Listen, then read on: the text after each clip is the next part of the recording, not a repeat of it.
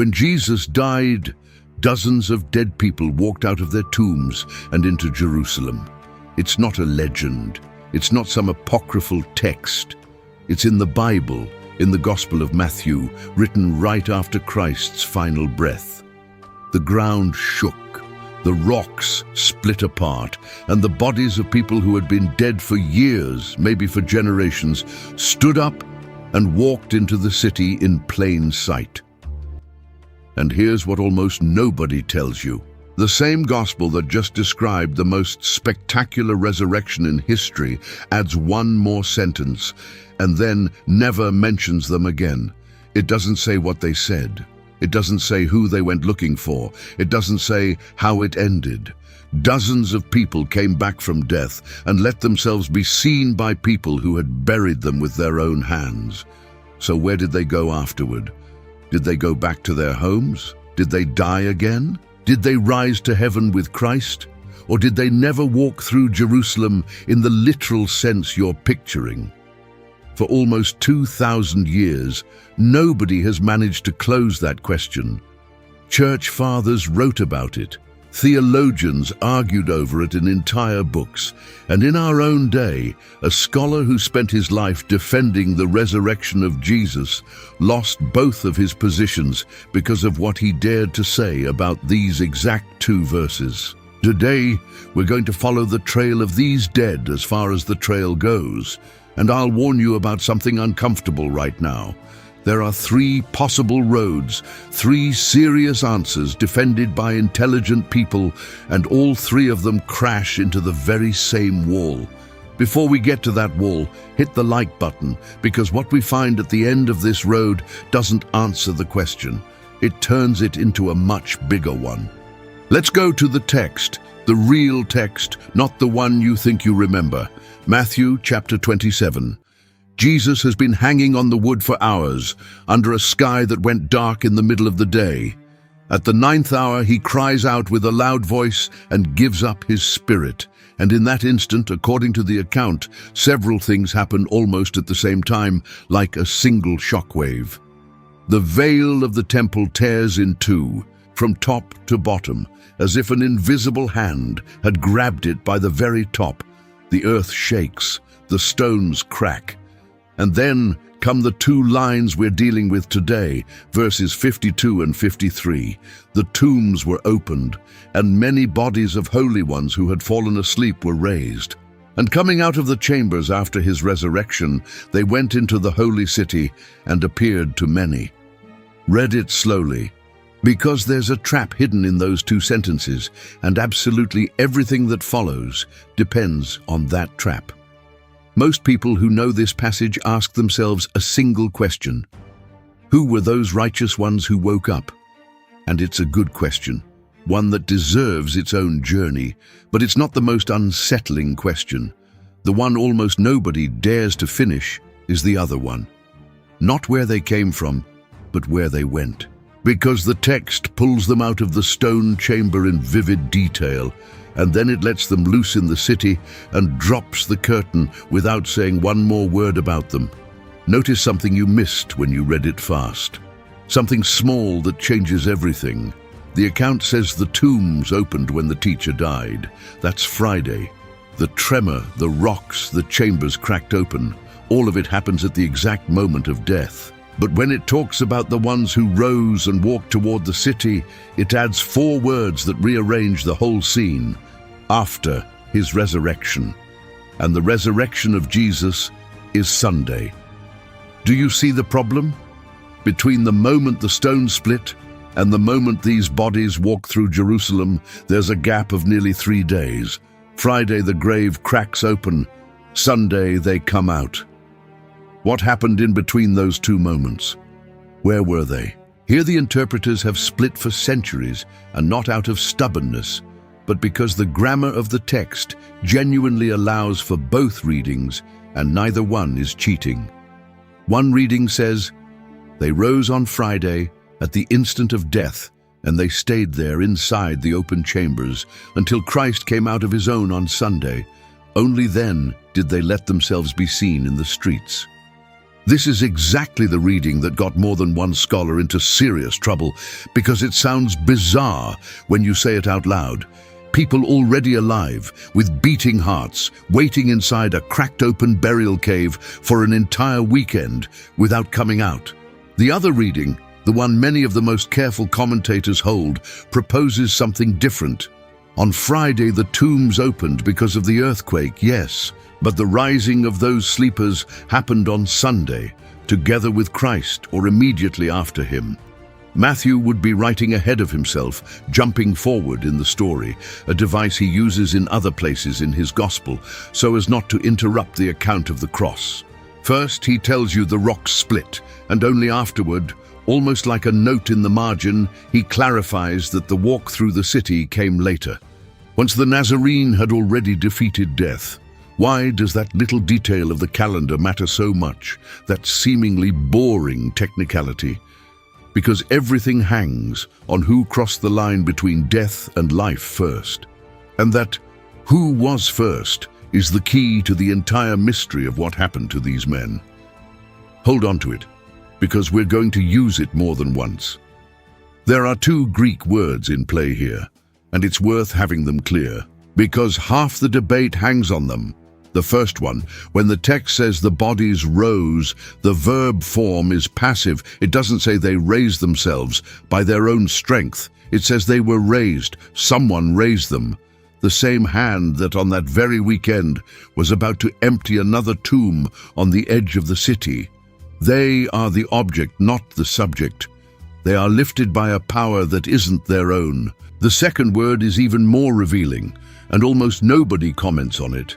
The account says they appeared to many. The Greek verb behind that is emphanizo, and it doesn't simply mean they were glimpsed in passing, like someone who thinks they see a shadow out of the corner of their eye. Emphanizo is a word for a formal manifestation, for presenting yourself openly before someone. It's the kind of word used for an official appearance, even for appearing before an authority. In other parts of the New Testament, it describes Christ manifesting himself to his own, or someone formally presenting himself before a governor. In other words, the text does not say these dead were a blurry, ghostly vision. It says they presented themselves, that they let themselves be seen in broad daylight, up close, recognizable, in front of many people. Bodies, not ghosts. And there's still one more nuance in that second word that almost nobody squeezes out. The account says they presented themselves to many, not to one or two isolated witnesses that nobody could confirm afterward. To many. Think about what that implies. A recognizable phenomenon, public, repeated in front of dozens of different people in different corners of the city. The kind of thing that, if it really happened the way it's written, must have shaken the entire population. And yet, stop here, because there's something we still haven't looked at head-on. Between the death on Friday and that manifestation on Sunday, the city lived through nearly 3 days with the chambers standing open. What were those days? Picture Jerusalem that weekend, and once again I'll tell you plainly, this is reconstruction, not the letter of the text. Matthew doesn't tell it this way. A city still trembling from the quake. Thousands of pilgrims who had come for the feast, speaking in low voices about the 3 hours of darkness that covered the noon sky. The followers of the teacher, hiding, shattered, convinced that everything had ended in the worst kind of failure. And out on the slopes beyond the walls, where the family caves were cut into the rock, a few stones shifted out of place, a few chambers opened by the shaking. Silent. Nobody yet connected those open holes with anything. To any eye, they were just the wreckage of one more earthquake among the leftovers of the feast. Until Sunday came. And what had been waiting in silence inside the stone stood up. And with those 2 words laid on the table, they were raised and they truly presented themselves. We start walking the first road. The first answer to the question that gives this whole thing its title. First road. They died again. This is most likely the oldest and most widespread reading among people who open the Bible without an agenda, and it has a powerful logic behind it, built on everything the sacred text had already shown before this day. Because this is not the first return from death in Scripture, not even close. Before the cross, there had already been several people who crossed back over that border. Think of Lazarus. 4 days he'd been in the cave, the body already giving off a smell, and the teacher calls him by name at the top of his voice. And the man comes out, still wrapped in the burial cloths. Think of the only son of that widow of 9, stopped in the middle of the funeral procession when they were already carrying him out to be buried and handed back alive to his mother's arms. Think of the daughter of Jairus, the 12-year-old girl the teacher takes by the hand, telling her with enormous tenderness to get up. And not only in the days of Jesus. Long before in the Old Covenant, it had already happened. The prophet Elijah stretched himself over the dead son of a widow, and the boy breathed again. His successor, Elisha, did the same with the son of a woman from Shunem who had died on her knees one summer morning. And there's an even stranger case. A corpse that tossed in a hurry into a tomb and touching the bones of Elisha, already dead himself, stood up on its feet. Returns, all of them. People who were dead and walked again. Now ask yourself an honest question, no tricks. Where are they today, Lazarus, the young man of Nain, the girl of Jairus, the son of the widow of Zarephath, the boy of the Shunammite? Dead again. And this time for good. Because what God did with all of them was not hand them a new body, imperishable, tomb-proof. It was return them to the same mortal life they already had, with the same body that would one day grow old again, get sick and go out. The specialists have a very precise word for it. These were not resurrections in the full sense of the word. They were reanimations, a temporary return, alone with an expiration date. Lazarus came out of the cave only to go back into another one years later. The girl of Jairus grew up, grew old, and at some point her neighbors buried her. Reanimation gives you back the same old world.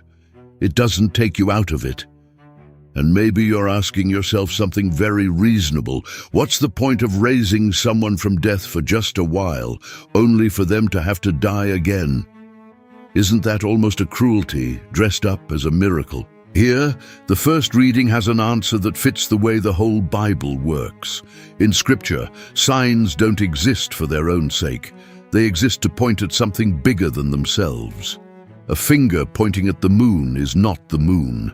The bread that multiplied on the mountain to feed the crowd didn't end the world's hunger forever. The ones who ate that day were hungry again the next morning. And yet that bread was pointing at something enormous, at the one who called himself the bread of life.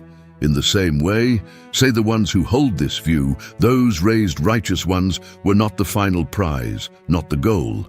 They were the finger that points. Their passing return was a sign, a demonstration in flesh and blood, in front of witnesses, that the one who had just breathed his last on the cross had authority over death. Once the sign is given, the finger comes down. And they, having shown with their own body what they were there to show, went back to rest, waiting, like the rest of the redeemed of every age, for the final day, the day of the last trumpet, when the temporary loan is turned at last into a possession that doesn't end. And if that's what happened with everyone who came back before, this first reading says, why would it be any different with the ones who woke up on the day of the cross? They too would have gotten their old body back. They too would have walked through Jerusalem as living witnesses that the power of death had just cracked at the exact moment the author of life was breathing his last. And they too, once their mission of being a sign was complete, would have closed their eyes a second time and gone back to the dust they came from. There's an argument that reinforces this position, and it's stronger than it looks at first. When the moment comes for Jesus to ascend into heaven, 40 days after the resurrection, the disciples are watching. They see him go up. A cloud receives him and hides him from their sight. The account in the book of Acts, chapter 1, verse 9, is meticulous. He went up, they saw him go up, 2 men dressed in white speak to them about him, but of the ones who had come out of the tombs, not one syllable. Nobody sees them ascend, and if those people had visible bodies, and Matthew himself insists that many saw them up close, then why did nobody see them leave for heaven together with Christ in that same, so well-documented event? The simplest answer, according to this reading, is that they didn't leave. They stayed. They lived a while longer on the earth. And they died. And there's still a third support, this one with real theological weight, and maybe the hardest to answer. There are letters in the New Testament that state clearly that, up to that point in history, nobody had been raised to eternal life, to true immortality, except one alone, Christ.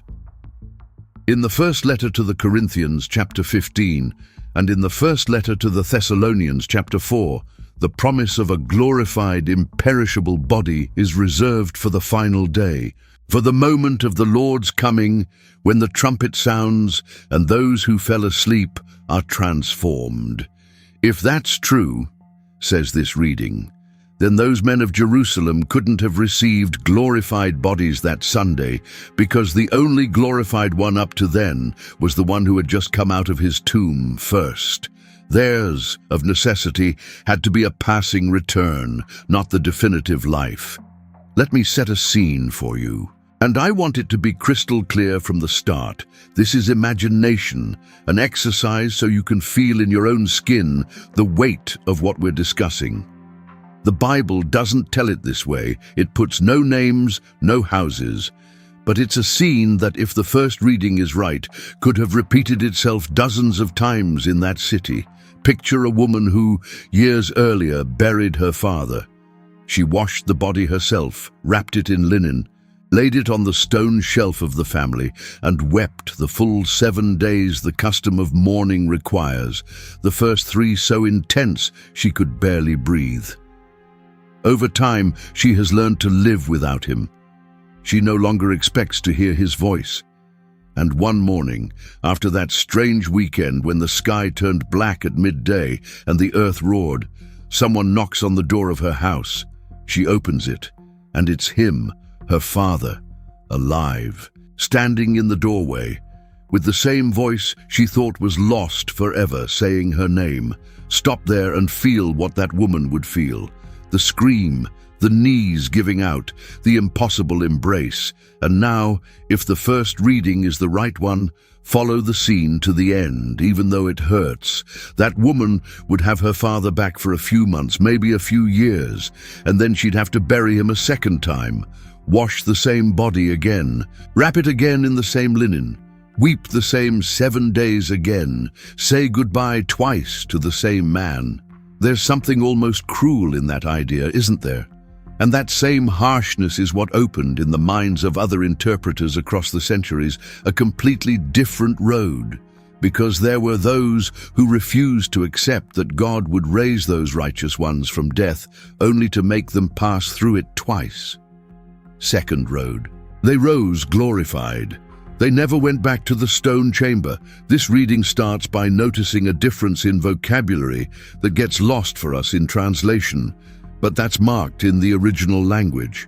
With Lazarus, with the girl of Jairus, with the young man of Nain, the accounts tend to use words for coming back, for getting up off the bed, for waking.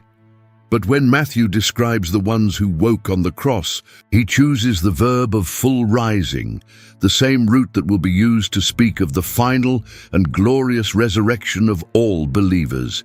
He doesn't write that they were reanimated. He writes that they were raised, in the strong, definitive sense.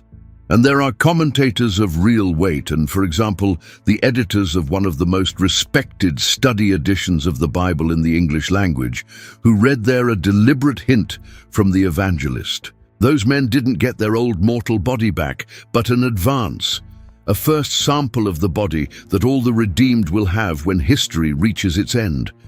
If that's true, the conclusion is unavoidable. A body like that never dies again. There's a line from Paul in the letter to the Romans, chapter 6, verse 9, that says it of Christ with tremendous force.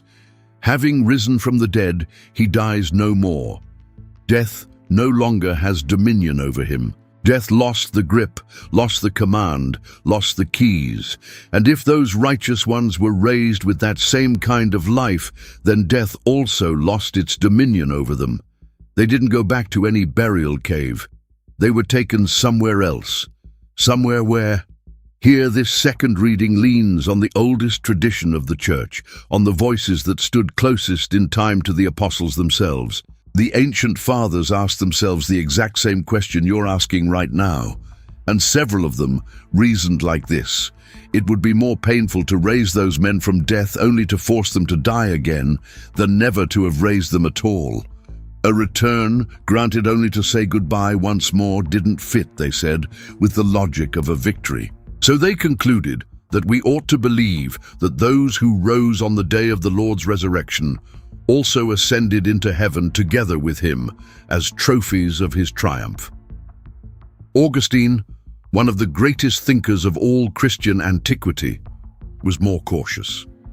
He admitted that the question of whether those bodies would die again was debated in his time, and he didn't settle it completely. He left it as an open question. Other voices, though and especially the tradition that Thomas Aquinas would gather centuries later in his great compilation of the Fathers' commentaries, leaned more firmly toward the glorious side. They rose so as never to die again, because the whole point of their rising was to show with real bodies the resurrection of Christ. And this reading connects with one of the biggest and oldest ideas in Christianity. But here I have to ask you to tread very carefully, because one thing is what the text of Matthew says, and something very different is what the tradition built around it. There's a passage in the letter to the Ephesians, chapter 4, verse 8, that picks up an ancient psalm and says that Christ, ascending on high, led captivity captive. The image is of a victorious general returning from battle, dragging behind him a long line of freed prisoners, a parade of trophies. And there's another passage in the first letter of Peter, chapter 3, verse 19, that speaks of Christ going and preaching to the spirits in prison. Out of those texts and others like them, one of the most stunning traditions of the faith was born, that Christ, in the time between his death and his resurrection, descended to the place of the dead, to the shadowy dwelling where the righteous of all earlier ages were waiting, and pulled them out of there. The ones who had waited for centuries for the coming of the Messiah, the patriarchs, the prophets, the faithful of the Old Covenant, were finally set free and carried into the presence of God. And for some interpreters, those rescued ones are exactly the same ones Matthew saw walking through Jerusalem, not ghosts, not symbols, but the ancient redeemed, dragged out of their shadowy prison and led, with new bodies, into the true life. That line from Ephesians, by the way, didn't come out of nowhere. Paul is quoting an ancient song, Psalm 68, a hymn of victory in which God ascends in triumph to the heights, leading captives behind him. What the letter does is take that old image of war and set it on Christ. The same one who goes down to the lowest place is the one who goes up to the highest, and on the way up he drags along with him, already freed, the ones death had chained. For centuries, this scene set the imagination of the whole church on fire. It was pictured over and over in art and in preaching, Christ after the cross, descending into the depths. You're breaking down the gates of the dwelling of the dead, and taking by the hand the righteous of every age, starting with the first man, to tear them out of the shadow and pull them into the light. If that tradition touches in any way what Matthew saw in Jerusalem, then the ones who appeared in the city wouldn't be a loose handful of lucky neighbors, but the visible edge, the tip that shows above the surface, of an immense liberation that happened. Invisible, in the very heart of the earth. Pay very close attention to the seam I just showed you, because this is where the honesty is at stake. Matthew doesn't say one word about a descent into the world of the dead. Matthew doesn't mention Ephesians or Peter. That connection is a reading that joins pieces from different books of the Bible to form a single picture. Maybe the picture is true and beautiful, but it's interpretation. It's built theology. It's not the bare letter of the account. And anyone who presents it to you as if Matthew himself had written it that way, descent included, is selling you tradition with the label of sacred text. You have the right to know where what is written ends and where what was deduced later begins. Now then, this second reading, the one about the glorious body, has a serious problem, and it would be dishonest to hide it from you just to make the story rounder. A problem with a name of its own, the first fruits. In that same first letter to the Corinthians, chapter 15, verse 20, Paul calls Christ the first fruits of those who have fallen asleep.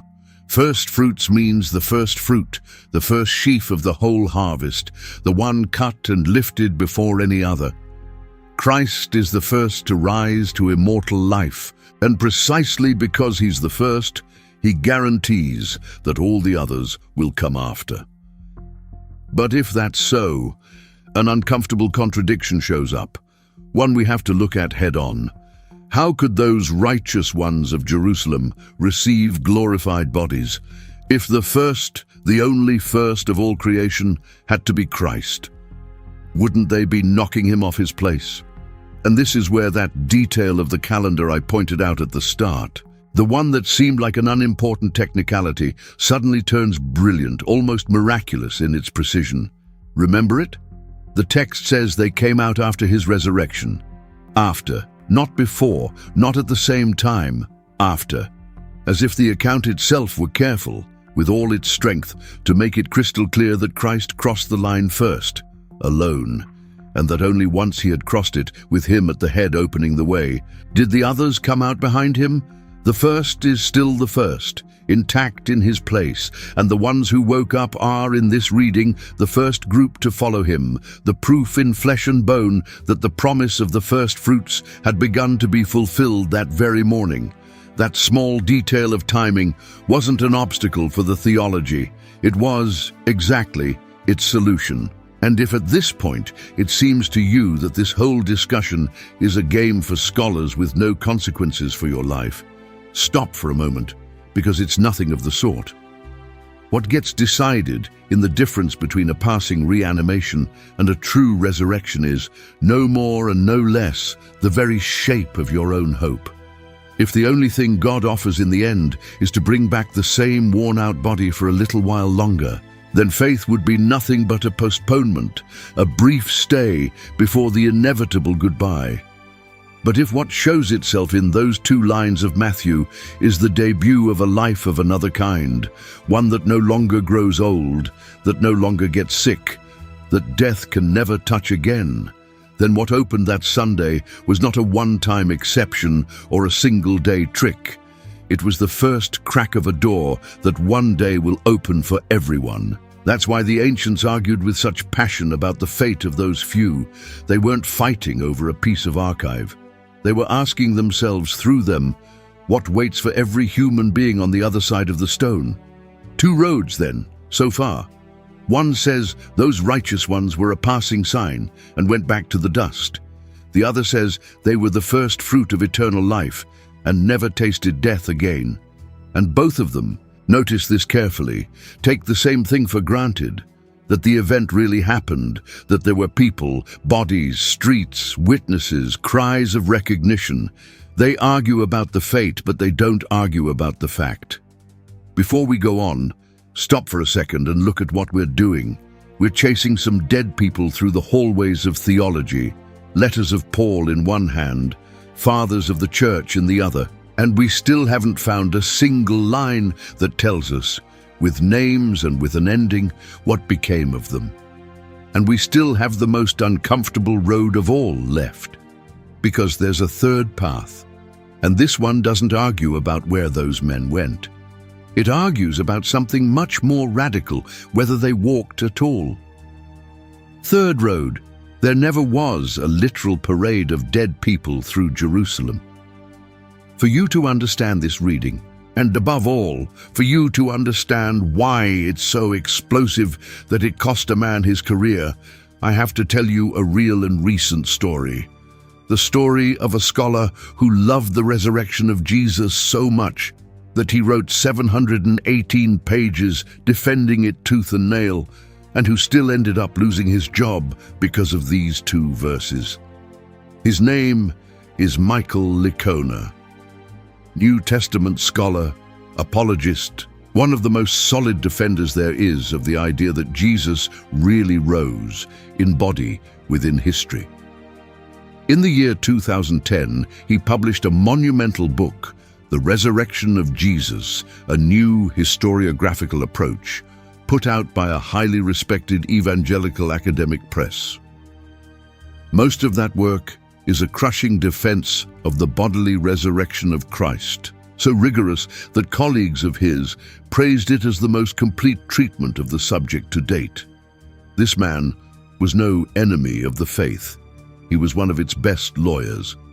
But in one section of that enormous book, Licona stopped on the account of the dead who came out of the chambers and proposed something that lit a fire. He suggested that maybe those lines shouldn't be read as literal history, but as images of a different genre, an apocalyptic language. And to describe the passage, he chose words his critics never forgave him for. He called it a poetic device, special effects, even a legend and an embellishment. His reasoning has a basis that deserves to be heard with respect, even if you don't share it. In the ancient world, when a great king or an emperor died, Jewish and Roman authors would often describe the moment by wrapping it in cosmic phenomena. The earth shook, the sky went dark, extraordinary signs marked the greatness of the deceased. It was a well-established way of saying, someone immense died here, someone who made the world tremble, without the ground necessarily having moved in a physical sense. Licona suggested that Matthew, writing for Jewish readers soaked in that way of speaking, might have been using that same language to signal the cosmic, incomparable magnitude of the death of Christ, and he added a detail that struck him as revealing. If no other gospel and no historian of the period ever recorded a mass resurrection of dead people walking around a city, maybe it's because Matthew himself wasn't telling it as a recordable fact, but as a symbol loaded with theological meaning. The reaction was brutal, and it came from inside his own house.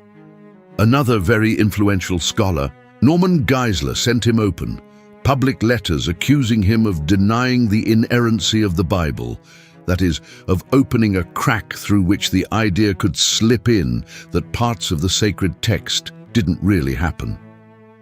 A theologian of enormous weight, Albert Mohler, joined the accusation with harsh words.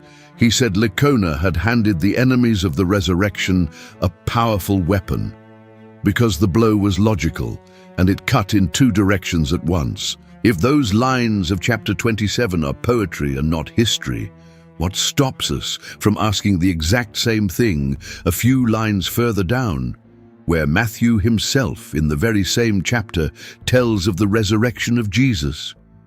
Why would one be a symbol and the other a solid fact? Who decides where the poetry ends and the history begins? Licona saw that objection coming, and he answered it. No, he said, the resurrection of Christ is firm history, held up by evidence of another kind, by eyewitnesses, by transformed lives, by the explosion of the early church out of an empty tomb. It's not the same thing, he insisted, a detail framed in the language of an apocalyptic genre and the very core of the event. But for his critics, that distinction wasn't enough. They saw it as a door far too dangerous once it was opened. And it has to be said that this debate wasn't entirely new. Decades earlier, back in the 1980s, another scholar had been asked to leave an evangelical academic society for proposing, with different tools, a non-literal reading of portions of that same Gospel of Matthew. The memory of that case hung over Licona's like a warning. In fact, the discussion got so intense that a theological journal devoted an entire issue to his book, with a round table among several specialists in which this controversy ended up taking center stage. Stop and measure the size of the thing. Half a dozen top-level scholars debating, in writing and in public, what to do with one brief sentence written almost 2,000 years ago. Some argued that Matthew was reporting an event that happened, others that he was using a literary device perfectly recognizable to the readers of his time. And at the center of the table, always, the same uncomfortable question nobody could quite diffuse. If you accept that here the evangelist paints with symbolic language something that didn't happen literally, by what authority do you deny him that same device just a few sentences later when he tells of the empty tomb of Christ himself? The supporters of the symbolic reading answered that there are clear differences of genre within a single chapter, that a detail wrapped in apocalyptic imagery is not the same as the heart of the testimony. The critics answered that this boundary is too slippery, that once you start deciding which sentences of the gospel are special effects and which are firm history, nobody controls where the knife stops. Neither side convinced the other, and there the wound is still open, inside the Christian house itself, and the price was real, very real. In the year 2011, Licona left his post as research professor at the seminary, where he taught and gave up his position at the mission board he worked for. His photograph disappeared from the catalogue. His life and his family's life were shaken by a storm he hadn't gone looking for. Other big names in the evangelical world came out to defend him, signing letters on his behalf, arguing that adjusting the interpretation of a text is not the same as denying its truth. Today, Licona still teaches at another university, still debates, still defends the resurrection of Jesus with passion. But those 2 sentences about the dead of Jerusalem cost him dearly. And I want you to walk away with something very clear. To be fair to all sides of this table, this third reading is a minority one. The vast majority of Christians across 20 centuries and today as well have understood the passage as a real, physical event, one that happened in time and space. The symbolic position belongs to a minority of scholars. It's fiercely debated, and many consider it incompatible with the traditional, confident way of reading Scripture. I'm not presenting it to you as the truth. I'm presenting it to you because it exists, because serious people who love the text hold it and put things on the line for it, and because hiding from you that this debate happens among believers would be treating you as if you weren't capable of thinking for yourself and drawing your own conclusions. And, to balance the scale, keep a simple and powerful counterargument on hand. The first Christians let themselves be tortured and killed for announcing that the dead come back to life. It's very hard to believe that so many people gave their blood to defend a simple poetic metaphor. Now notice something you probably already sensed without putting it into words. We've walked 3 complete roads. The one that says they died again, the one that says they rose glorified, and the one that says there never was a literal walk at all. 3 different answers, incompatible with one another, defended by intelligent, believing people with texts in hand and centuries of study behind them. And yet, pay attention, because this is the important part. All 3 roads flow into the very same place, into a wall, into a smooth, blank wall, because not one of the 3, not a single one, can lean on a verse that says, in plain words and without any need to deduce it, what happened to these men after the city saw them. The text doesn't say, it doesn't say, and that's that. And that simple fact is what pushes us toward a question that, instead of solving the mystery, makes it even deeper. Why does only Matthew tell this? Think about it. Mark doesn't mention it anywhere. Luke, who boasts at the start of his gospel about having investigated everything carefully, about having checked with witnesses, about writing in order, doesn't bring it up. John, who by his own account stood at the foot of the cross, seeing it all with his own eyes, keeps complete silence on this point. 4 Gospels describe the death of Christ in detail, and only one records that the tombs spat out their dead. And that detail, instead of clearing up the fate of those righteous ones, buries it even deeper. Because if dozens of known people really walked again through a city that wasn't enormous, if neighbors and relatives recognized family members they had buried, how is it possible that an event like that left no more trace anywhere? How is it that the other sacred writers and the chroniclers of the century didn't pick it up? There are reasonable answers, and it's worth giving them so we don't fall into cheap sensationalism. That Matthew was writing especially for a Jewish audience, one for whom this fulfillment of the ancient hopes spoke straight to the heart. That each evangelist deliberately selected what served the purpose of his account exactly the way 2 serious journalists today cover the same event, highlighting different things without either one lying. That an episode like that, happening in the middle of the chaos of a public execution, an earthquake, and a city thrown into shock by 3 hours of darkness, could easily have been lost in the din of everything else. That the ones who witnessed it were, above all, humble and anonymous people, not official chroniclers with access to the archives of the empire. All of that is possible, and there's probably some truth in it, and we have to name here the witness who is missed most in this whole story. In that very century, there lived and wrote a Jewish historian named Flavius Josephus, who left pages and pages about Jerusalem, about the temple, about the war, and about the portents that, according to him, announced the fall of the city years later. Strange lights around the altar, voices in the sanctuary, unsettling signs in the sky. Josephus had a fine ear for the extraordinary and a pen ready to tell it. And yet, of a mass resurrection of dead people walking the streets, he says absolutely nothing. That gap is, precisely, one of the favorite supports of the third reading, the symbolic one. If something so colossal had really happened, in full view of everyone, they argue, a chronicler like Josephus would have recorded it without hesitation. But the argument has 2 edges, and it would be unfair to show you only one.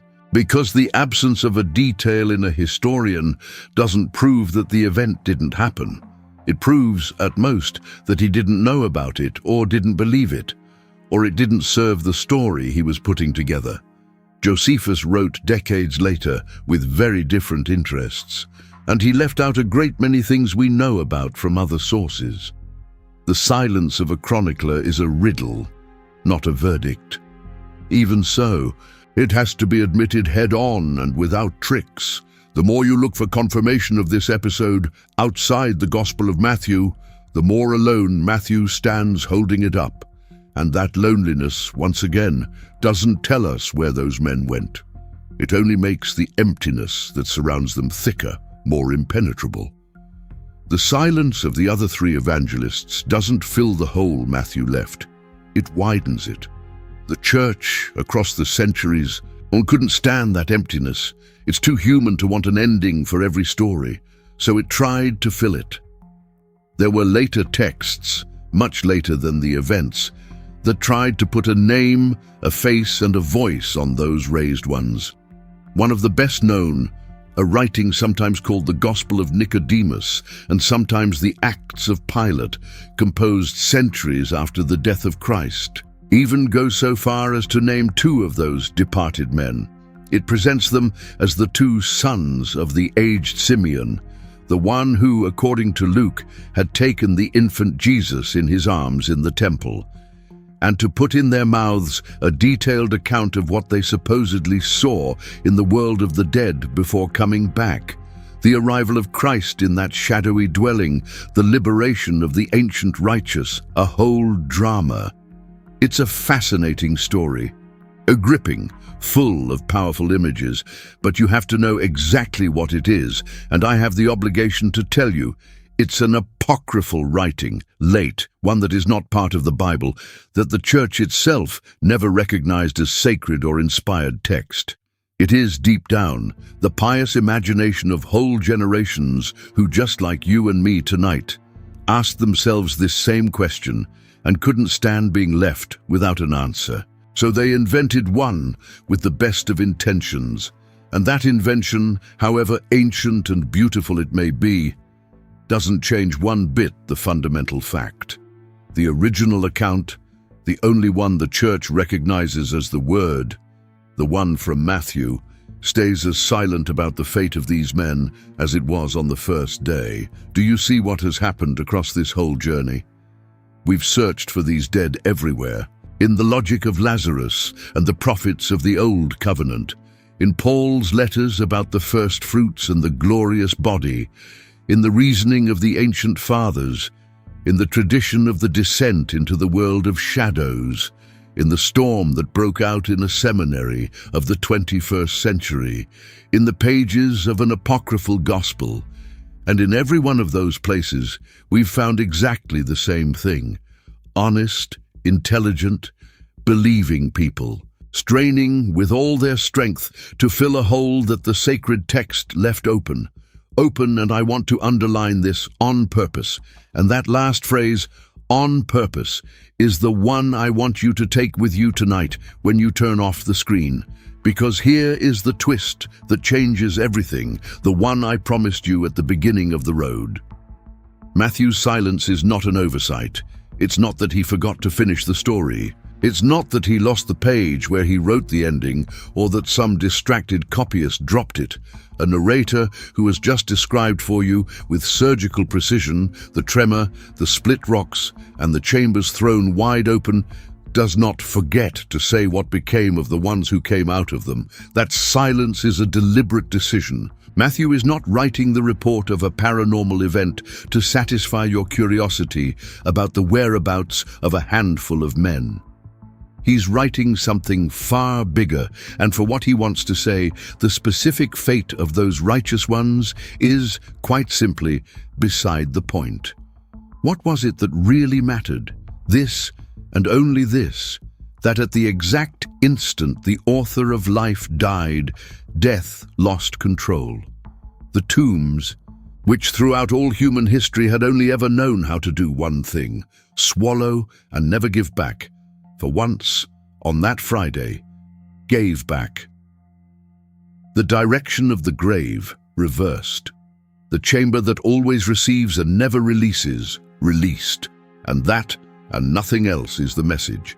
Not how many came out, not what their names were, not which neighborhood of the city they went back to, or how many years they lived afterward. The message is that the door that in all of history had never once opened outward, opened, that the death of Christ was so absolutely powerful that the shock reached all the way to the most distant chambers of those who slept the sleep of death, and made them tremble and give way.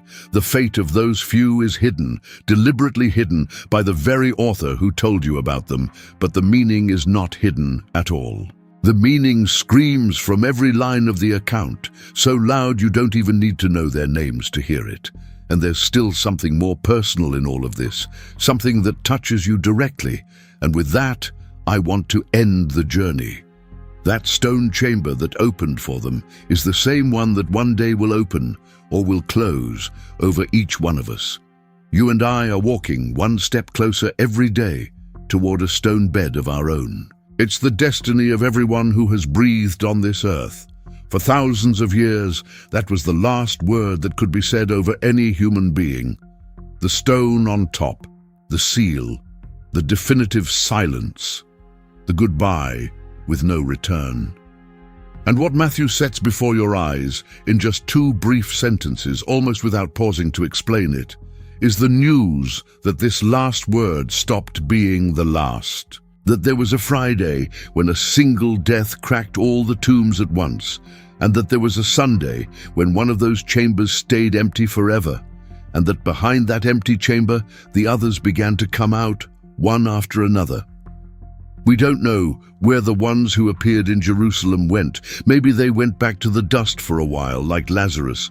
Maybe they rose to a life that no longer knows death, like trophies of the victor. Maybe, even if you believe the minority, Matthew painted them as an image of something deeper still, The text stays silent about their whereabouts, and it does well to stay silent because its point was never them. Its point was you, right now, reading this, asking yourself deep in your chest whether the stone really has the last word over the ones you love and over yourself. And the answer the gospel offers you is not a curious fact about some strangers from the first century. It's a door that, according to the account, from that weekend on, is no longer sealed. And notice the terrible elegance of all this. We spent the whole journey chasing these men, demanding that the text tell us their whereabouts, almost annoyed that it stays mute. And in the end, it turns out the account was staying silent about them precisely so it could speak to us about ourselves. That its reserve wasn't poverty of information, but exact aim. Matthew didn't lose the ending of the story. He handed us the one ending we really needed, that the tomb, that word which for all of history seemed the last one, became a door on hinges. The names of the ones who came out were lost. The direction they went was lost. But what wasn't lost, what reached you intact across 20 centuries, is the news that it opened. And a door that opens even once, even if they close it again, never again, is quite fully a wall. If you made it this far, leave your like, because that's how this video reaches more people who ask themselves these exact same questions and can't find anyone to answer them with honesty, without inventing and without hiding. And hold on to this before you go. There's another video on the channel where we don't chase where they went, but who those righteous ones were who woke up that day, why they had to wait so long before being raised, and what was hidden in the exact word Matthew chose to call them. It fits perfectly with what you just watched, like the two halves of the same coin. Look for it, because the question of who they were and the question of where they went are the two faces of a single riddle that the death of Christ left open and lit forever over the city of Jerusalem.